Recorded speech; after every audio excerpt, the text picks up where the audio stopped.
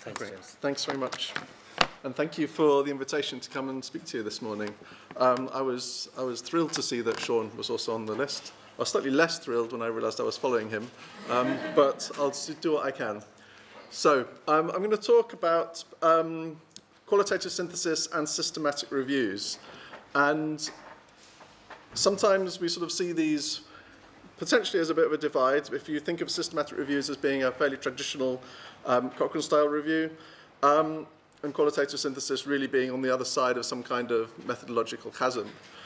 Fortunately, for the purposes of this talk at least, Cochrane we have as some kind of bridge in between the two, in that within the context of Cochrane, you can do two types of reviews which include qualitative research, both of which also include a synthesis of trial evidence. So we've got, by serendipity really, what I think is one of the strongest designs, which is where you've got the strengths of what you can get from a qualitative analysis put together with the strengths of what you can get from a trial synthesis, the points that Sean made notwithstanding. So this is really what I'm going to focus on today. It's what can you do with the inclusion of qualitative evidence, what can they bring to the table? And I'm also aware that I'm going to be bumping up against your coffee break, so I'm going to walk through quite quickly. Okay, so I'm going to set the scene to begin with. My history a little bit, just to put it into context. I've worked at the EPPI-Centre for many years, and we've done a lot of work funded by the Department of Health to work with policymakers at the DH. And I like to sort of show this slide whenever I can at international events, because I think that this is one of the sort of the cornerstones of how some of this work has developed over time, and it's been the challenge which the policymakers over the years have brought to us as academics, and also the way that the Department of Health has put this structure in place, where we've got, I think this is the thing, we've got ourselves down here, a reviews facility, and we've got people making policy, the policymakers, and we've got the policy research program. And over the years, what that's done, it's been a very, very strong mechanism for looking in the long term to inform policy through research. And it's fairly unique in terms of certainly the UK government departments that I'm aware of, and internationally. But I do recommend it. Anybody who has influence in terms of putting these structures together, it works well.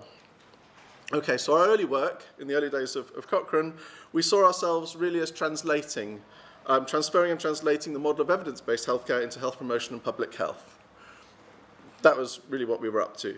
The policy teams were positive, but they wanted far more assistance than a straight translation could offer. What we found quite quickly was that policy and practice concerns precede or they go beyond questions of effectiveness. They always, it seems, ask, does it vary according to? What does it mean to? There's lots of questions about acceptability. Policy making, a lot of the time, is actually about policy implementation. There's lots and lots of questions about how can we implement this in this particular population. Once you start to grapple with some of these complex questions, you quickly realize that you need a range of different types of evidence to be included. So what that, of course, has meant is the inclusion of different types of evidence. We've needed new methods, different types of synthesis to be able to incorporate the different evidence types. So in a nutshell, that's where we've come from. As Declan mentioned, complexity is one of the things that we have to grapple with. So I'm going to give you a quick whiz through the language of complexity. Especially thinking in terms of public health, reviewing public health is very challenging, and there are several reasons. There's complexity in terms of the context that we're dealing with, the questions that are asked, the lack of data that we're dealing with, and also there are problems that we create for ourselves trying to solve these problems. So in terms of the context, the intervention, there are different conceptualizations of complex in this area, and I thought I would just highlight the two to you. You might well have come across the MRC guidance on complex interventions, where to begin with, especially the guidance was very much focused on complexity as a function of lots and lots of moving parts, if you like, lots of different interacting components, and the length and the complexity of the causal chains, linking what I do here to the outcome that I see over here. Increasingly, people are saying, well, okay, that certainly is complex, but it could be conceptualized as complicated. And actually complex is something where you've got engagement with truly dynamic processes, where you don't have these linear cause and effects. You've got virtuous loop cycles, you've got sort of unvirtuous cycles too. You've got feedback loops. You've got non-linear step changes, phase changes, where it seems like nothing's happening for a while until suddenly you get a big step change because you've reached a particular threshold. Also, multiple routes through to effectiveness, particularly important in this area, and really difficult in the area of evidence synthesis to try and capture that adequately. I'll come back to that.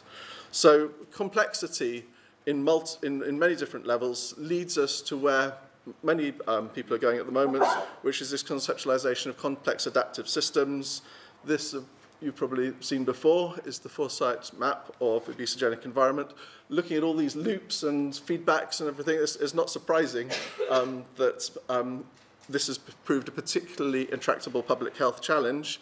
And I'll highlight this paper that we've got coming out in about 2 weeks now in The Lancet, where we're sort of unpicking some of the arguments for how we need to rethink the way that we do research, the whole research agenda really, and our conceptualization of what we're doing when we're doing a piece of research in order to start to tackle some of the complexities which a systems approach and an understanding of systems brings to the table. So in terms of what that means to the questions, the complexity of the questions, we don't end up with questions that try and come up with a single answer at the end. We get questions which are asking around to what extent and in what ways, for example, does the person who delivers this intervention affect the outcomes attained? So very nuanced and a live question that we're often asked by policymakers. The typical one, who does this intervention work for? Often why, which helps think about generalizability. The typical what works to achieve whatever in whose circumstance, etc. These are tricky questions to answer. And they're one of the reasons that we've been driven to thinking about multiple types of evidence to be able to answer them. So a typical policy question and practice questions often starts from a given problem.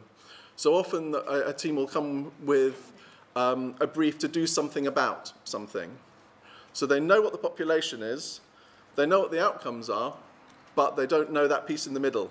That's one of the things that the evidence synthesis process needs to elucidate for them.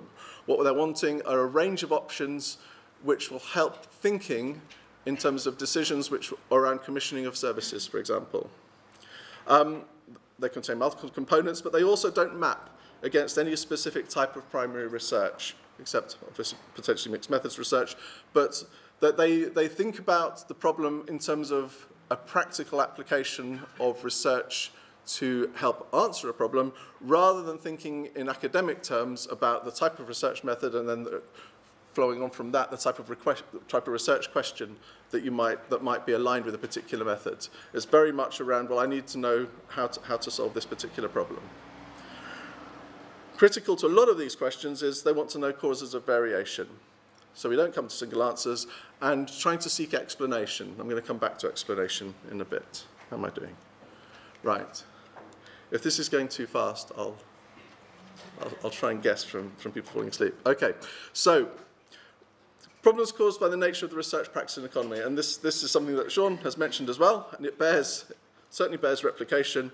There are no replications, or at least almost no replications, of evaluations of interventions in this area.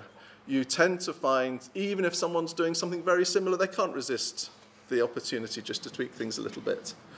And so what you end up with when you're doing a systematic review in public health is lots and lots of interventions on a sort of like a continuum of similarity. Some of them are quite similar, but none of them are exactly the same. Some of them are really quite different. So we know that's a problem. The other problems are that we tend to see interventions as being these events which cause outcomes. And one of the things which I've been sort of it's a humbling experience when you start to look outside the sort of like the trial bubble, where you're thinking of, I can do these interventions and these are the outcomes that we're looking at. When the qualitative research sort of says to you, actually your whole starting premise, you're looking at that in the wrong way. Really understanding interventions as being events in people's lives in an ongoing sequence of events, and they're quite small events on the whole. They may, sometimes when you're doing a review on something, things seem really important and very large, but actually when you look at an intervention in the ongoing sequence of events of someone else, actually it might be just a couple of hours in a week. There's a whole load of other things going on too. You see it like that, and you see events, interventions as events and systems, that systems themselves start to respond to the changes in the system. So quite interesting one at the moment is the sugar tax that's been mooted for next year for introduction. Already what we're seeing are system responses from industry, which are around potentially quietly reducing sugar.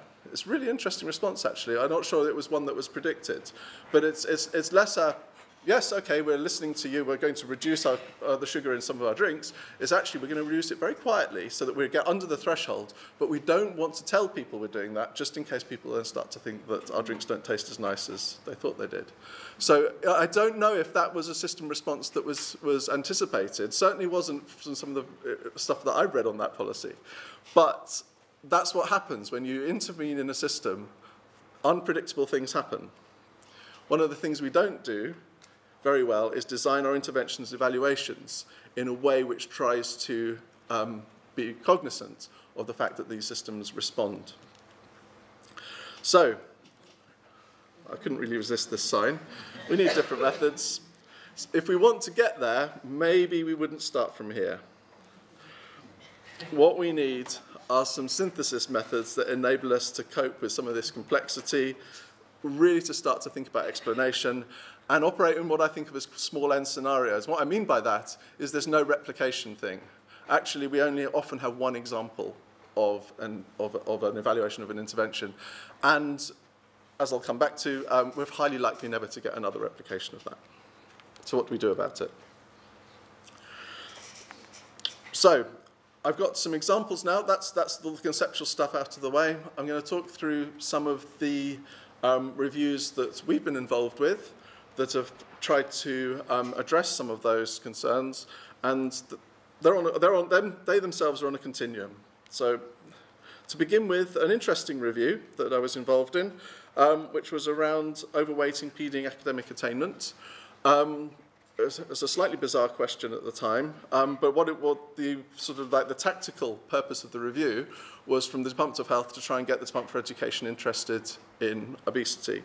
And so they thought, well, what better than to sort of have a look at this question. So anyway, we looked at this, and we did a systematic review where we looked at different pieces of evidence. We looked at observational studies, which were looking at correlations, the relationship between obesity, education attainment, and a lot of them had sort of some quite nice models in them where they'd looked at different factors which might mediate or moderate that relationship. And then we also looked at what people had to say. We looked at what children had to say, and we looked at what teachers had to say on it. And actually, we went out and talked to them, got out of the office, which was an interesting experience. So what we did in the review was we looked for hypothesizing causal pathways and moderating variables. So for example, here we've got one possible causal pathway here between obesity, low academic performance, which is around discrimination and low self-esteem. So we looked at the literature, we identified these causal pathways, and we looked for evidence which might support or not particular routes and particular connections between obesity and academic performance. It's just another slide showing much the same thing. But what this particular review highlighted, it wasn't the first time this has been highlighted, so it wasn't a surprise to us, was the real difference in perspective that was brought from the young people, the teachers, and the research. And really, the young people and the teachers looked at this question much more in terms of the social environment in which the children and the young people were living, their family environments. And the researchers, I mean, the thing is, when you're looking at these problems, obviously there's no intervention here, it's all observational. And they had to make do with the variables which happened to be collected in some of these large-scale studies. And so what you found was there was much more nuance and much more around the social lives of young people in the teachers and children perspectives than was researched that could be looked at in terms of research. So there was a real disparity there in terms of the hypotheses that the children and young people brought and those that had been investigated and were investigatable. In the same way, some of you have heard me talk about this particular review before, the review looking at healthy eating, fruit and vegetable among children. So I'm not going to talk about the methods in detail. It's more around what this review methodologically contributes. We did a review where we were looking at healthy eating among children. We looked at lots of studies. We consulted with policymakers.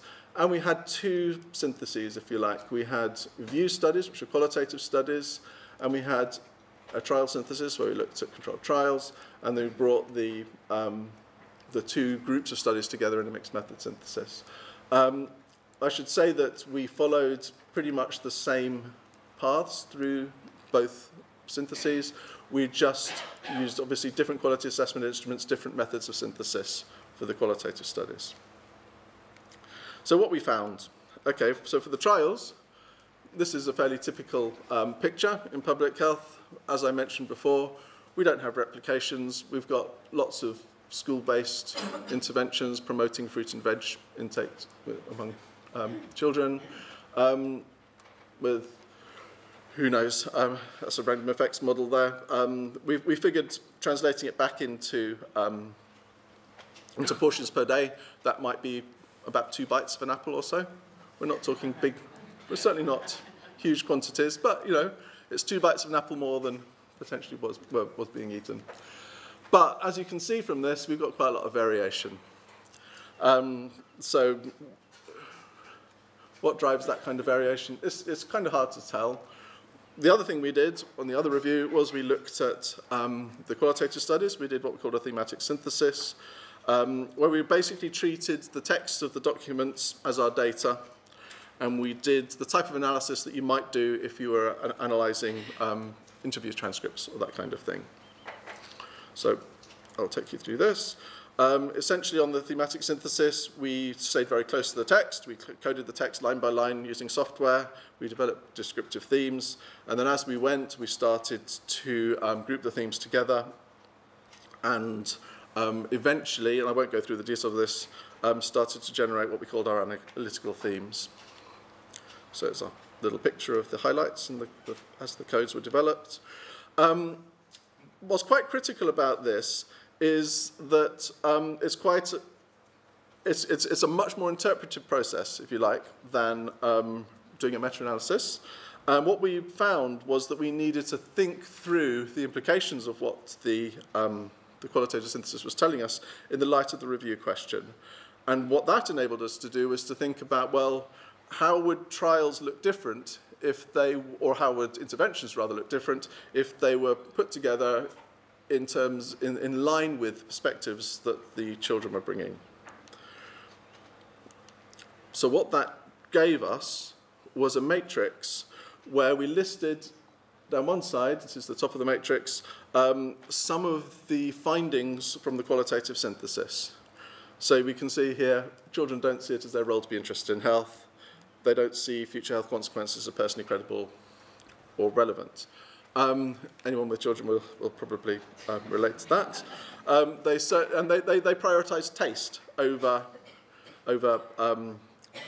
sort of choosing food because it's good for them, etc.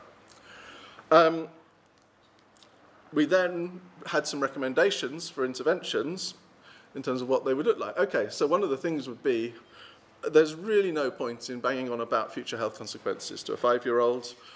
It's all about taste. And don't forget, this is around persuading children to eat fruit and vegetables. Don't talk about health. Don't talk about fruit and vegetables in the same way.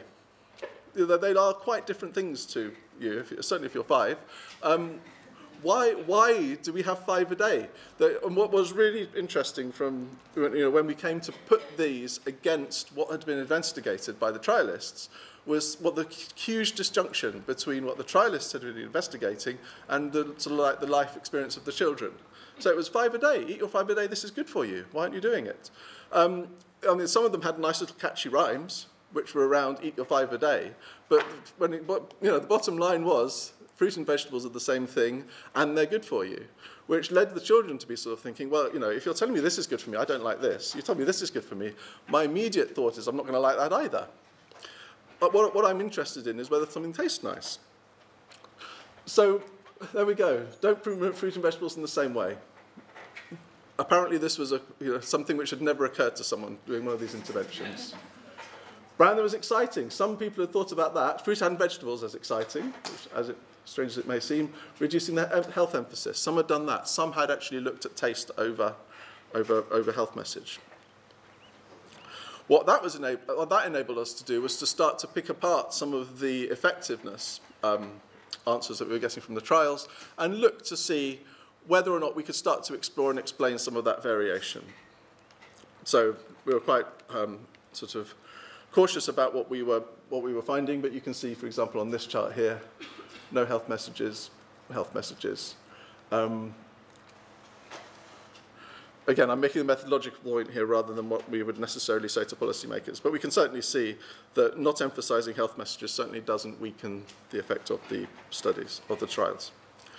So what I'm wanting really to use this little section to highlight is that whilst looking at and using different types of data in the same review is similar to doing mixed methods primary research, there's one really important difference, and that's the fact that what we're seeing and we're observing is the social nature of research activity, which is why I've got Thomas Kuhn's classic book there. So, yeah. What it shows us is a completely different way of thinking about the problem. So, not surprisingly, researchers are also social people, and they coalesce, they group together around a shared understanding of what a problem is, how it should be studied, how the concepts are related, and how the research should be done. So if you look at the trials in the areas that I was looking at there, they're quite good. They all cite one another, they talk to one another, they go to the same conferences, and they've got sort of a shared body of understanding. Likewise, some of the people looking at in the qualitative research, again, they've got their own way of investigating the field. But what this really brought home to us was the fact that unless we looked at these disparate bodies of research, we were really missing some really key parts of the jigsaw and key parts of the evidence base, which we could then bring to the decision makers. What it also brought home to us was around whose voice should be heard when we're thinking about designing interventions.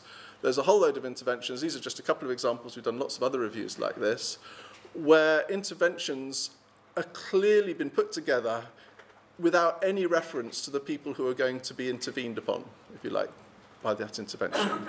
And that has consequences, not only sort of ethical consequences, it also has consequences in terms of the likely effectiveness of those interventions, the appropriateness and the acceptability. So that's one of the things which you can start to highlight and which you can start to identify when you bring together qualitative and quantitative research like this. One of the things that I really want to highlight about this is, certainly within the context of doing a Cochrane review, is that you preserve the integrity of the findings and the methodological strengths of both of the types of studies. We're not doing data dredging here. What we do is we identify a coherent conceptual framework, which we then take to the trials to do subgroup analysis. Obviously, there are all of the limitations of conducting subgroup analysis, but what this does do is provides quite a strong and disciplined way of investigating heterogeneity in the light of the perspectives of the people who, in this case, were receiving the intervention. So, what I'm going to finish up with now is a more challenging example, and this is where we start to see some of the limits to where we can push this method. So I think that there have been quite a lot of reviews now which have used this type of approach to doing synthesis, where you have the qualitative studies synthesized on their own, and they either explore or explain variance in the quantitative. And that seems to be quite a well investigated path now.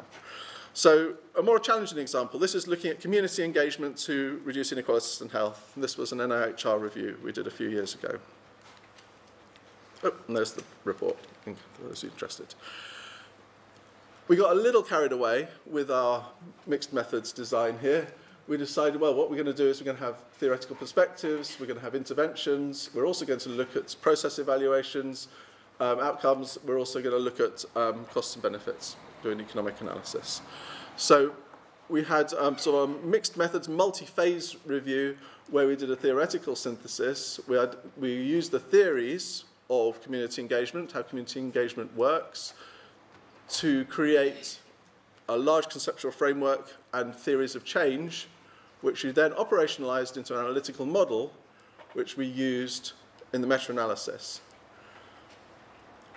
And the idea was that the exploration of this model enabled us to explore variations in intervention effects in a theoretically grounded way. That's the theory.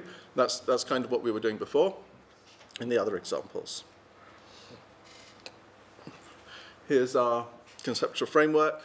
I won't talk you through the whole thing. You'll be glad to know. But one of the sort of like the key interesting parts about looking at this research, again, is in terms of the perspectives and where it's come from. So we've got two big triangles here, one at the top and one at the bottom. This one, the one at the top. We've got sort of community engagement, which really has sort of got its roots in quite a different place compared with the sort of like the health interventions. One with a sort of like it's a sort of like a social justice component based on sort of the WHO declaration and that kind of thing. And then the health interventions, which also use community engagement, but from a utilitarian perspective. So one is around community development and social justice, and community development being a good in and of itself, and using community engagement to that end. Health interventions, community engagement in order to improve health. More utilitarian. And so we had quite a detailed conceptual framework, and we had, coming out from that, check the time, we had a whole load of theories of change, which I'm not going to talk you through them all, but this is just to show you that one of the things which you can do with the theoretical, the qualitative research, is to develop large conceptual frameworks from which you can then develop some of these pathways from observed problem through to the outcomes. And so that's one of the ways in which we can start to unpick some of the sort of like the complexities that I was talking about earlier, in terms of the length of the sort of length of the path between intervention or event and outcome. However, it's not a completely happy story. It's a helpful review in many ways, but what we did find that when we conducted our regressions, our moderator analyses, etc., that there was so much variation in the data set that we weren't really able to use any of the variables that we'd collected to be able to explain that variance. It's not completely surprising. We had 131 studies in the meta-analysis, and these are all the different ways, the dimensions, that the interventions varied from one another. There was just so much variance that no matter which way we cut it, we weren't able to explain it. At least 200 possible covariates, for example. So, in terms of this type of question, actually, this question with our carefully developed theoretical framework and our trials, we need about 10 times at least as many trials to be able to start to investigate it. And obviously, as I mentioned before, we're unlikely to get them, which is one of the real problems. The idea that we're going to get 10 times as many research studies in this area, I'm afraid, is fanciful. So what do we do when we have these types of problems? Our standard model, which we've pushed quite a long way here, was really, it didn't help us to draw conclusions about the relative effectiveness of these different approaches to community engagement. And we pushed things about as far as if you like, as we're allowed to under the current models of research synthesis. We can theorize what I've called unobservables here, the mechanisms, the theories of change, usually as a means of hypothesis generation, and we use the strongest research designs for drawing causal inference. The argument being that we do that so long as our inputs are valid, then by definition our outputs will be as well. What does this mean for this type of review, though? I mean, Mark Pettigrew's written this paper, which is really quite challenging in terms of the types of complex questions that review is tackling. We didn't know that the evidence was likely to be weak or mixed, but certainly for some questions, that's how it ends up, because some areas it's just very difficult, if not impossible, to do randomized trials. But also, we don't have the replications. We have so much variance, so much variation between the studies that we're looking at, that these hard tests of hypotheses are pretty much impossible. So he's quite right that sometimes before the review starts, we already know that it's going to be very difficult to draw conclusions from what we're going to find. So, what do we do? And this is, I'm going to kind of end with this question, because I think this is an area where we need some thinking. We could either just abandon the possibility of evidence-informed policy and practice in some of these areas, which would be a shame, and also it would be a question in terms of why we're doing all the research in some areas of public health. But potentially where this is going is we might have to, certainly for the time being, change what our inferential expectations are. What we're aiming for at the moment is we're trying to predict if we do this, then this will happen. At the moment, I'm not even sure we can really explain what happened. So maybe we need to take one step back and think about, well, okay, so we've got these complex systems, we've got these complex interventions, we've got these complex interactions. Actually, at the moment, we don't even know what went on in the research that we're looking at, let alone be able to try and predict what will happen if we do it again somewhere else. So I don't want to end on a negative note. This is an area for future investigation of future methodological development and future thinking. What I want to say is that when we undertake systematic reviews for policy and practice, what we find is that we need to use a diverse range of evidence. It requires patience, and also the willingness to listen and respect diversity of opinion and perspective. The development of new methods is necessary, and I hope I've highlighted to you the areas where actually the development of new methods is now, they're almost not new methods anymore. These are quite tried and tested methods. But what we're finding as we move from an area where the methods work into an area where things get even more complex, that actually the traditional methods of doing a synthesis are starting to break down a bit. And at the moment, we don't know what to do next. So if anybody's got any ideas, then this is the place to bring them, I think.